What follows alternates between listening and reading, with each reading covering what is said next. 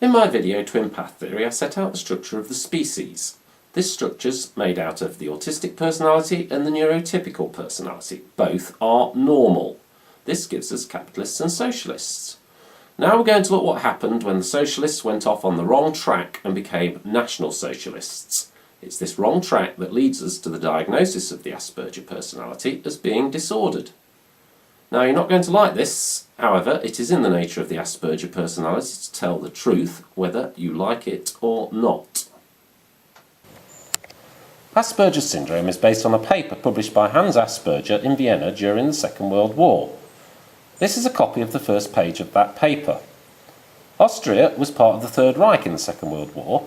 The first question that needs to be asked, is this syndrome nothing more than a Nazi concoction?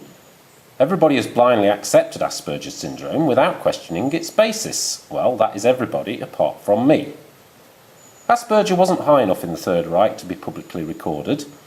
There is, however, another name on Asperger's paper under the title of Board of Directors, and that is Franz Hamburger. Franz Hamburger was high enough in the Third Reich to be publicly recorded. This letter was published in the Journal of the American Medical Association and is dated March the 27th, 1939. In the train of events under the new regime in Austria, the famous Gesellschaft der AZ, like many other time-honoured organisations, has lately been dissolved. In 1937, the centenary of the society was celebrated in a manner befitting so illustrious a medical body. The greatest German names in the world of medicine enthusiastically participated in this celebration. The list of speakers and scientific lecturers was brilliant and in keeping with the accomplishments of the society and its reputation. But its continuance was not to be tolerated by the Nazi rulers of Vienna, and like all other medical societies, it was disestablished in the 101st year of its existence. In its stead, a new Wiener Medische Gestalt was created, designed to serve medical practitioners and scientific research. Naturally, only Aryan doctors are admitted to membership, and in addition foreigners who are unquestionably in sympathy with the regime.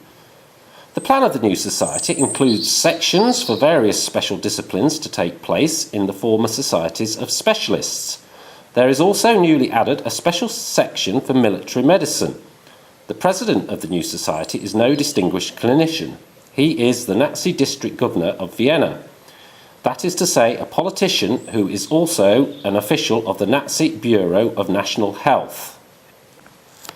In his inaugural address, February 4th, the new president himself stated that he was well aware that many representatives of science were not wholly in accord with the establishment of the new organisation under political rather than scientific auspices. The president is Dr. O. Planner Plan. This political control has become necessary, he stated, because as district governor he is better informed about local public health affairs than anyone else. Since he has the representatives of science at his beck and call, it is possible for him to draw on consultant opinion in any problem which may arise. As he put it, prominent representatives of the various specialties may be commissioned to give an opinion with regard to any question, and thus their abundant knowledge will be made to serve the nation's health. Dr. Planner Plan's address was embroidered with a wealth of detail, which may briefly be summarised. The present speedy tempo of the National Work Programme in Germany not only should be maintained but should be surpassed. This means that a maximal expenditure of energy will be demanded of all German workers and soldiers. A further objective is conservation of the prolonged efficiency of the nation's workers. In this connection, the physicians have an important mission to fulfil. Specialising physicians too have their respective duties, which the President went on to enumerate. At each session of the new society, a lecture and demonstrations will be given. It is further planned to correct certain bad features of medical practice. Above all, an endeavour will be made to effect better collaboration between directors of clinics and the specialists active as consultants. The Nazi creed with regard to medicine. The principal address at the inaugural session was delivered by Professor Franz Hamburger, ordinarius in paediatrics and successor of Perquet, long known for his Nazi sympathies. He climaxed his talk with the following pronouncement: National Socialism means a revolution in every sphere of our civilization and culture. No phase of Western culture is unaffected by it.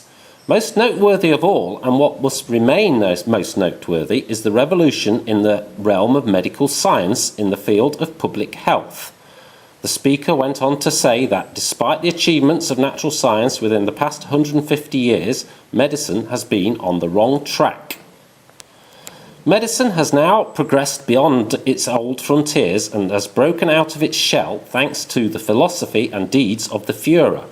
The healing art of yesterday has become the planned hygiene of today, the medical knowledge of mankind.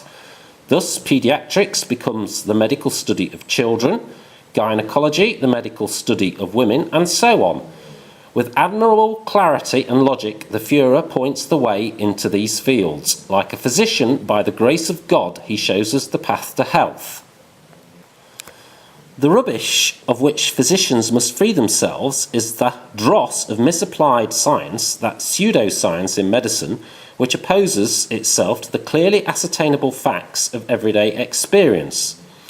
Hamburger then assailed that freedom from preconception, which has been a source of pride. A real renaissance of medical science on Nazi foundations must take place. That which is taught by university professors must be completely founded on the tenets of the Nazi programme of life and health. This should be easier for him, the teacher, because National Socialism rests on an absolutely sound biological basis.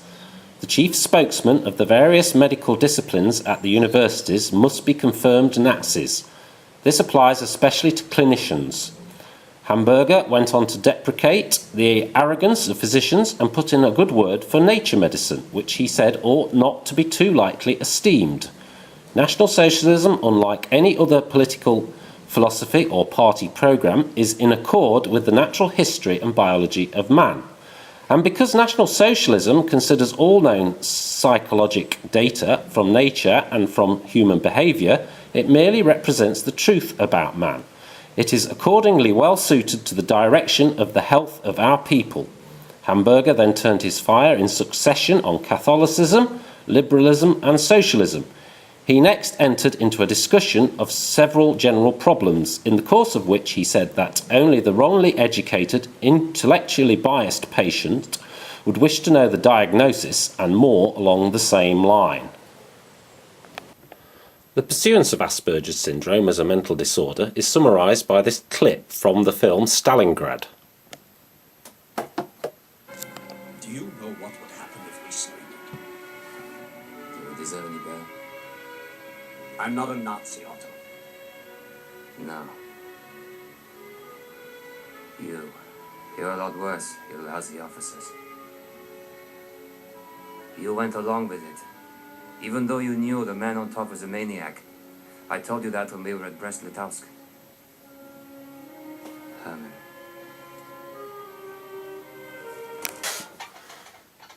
The psychiatrists may feel they can hide their concoction by losing its name. Those psychiatrists deserve the same contempt. This video is based on the book Autistic Dawn Twin Path Theory.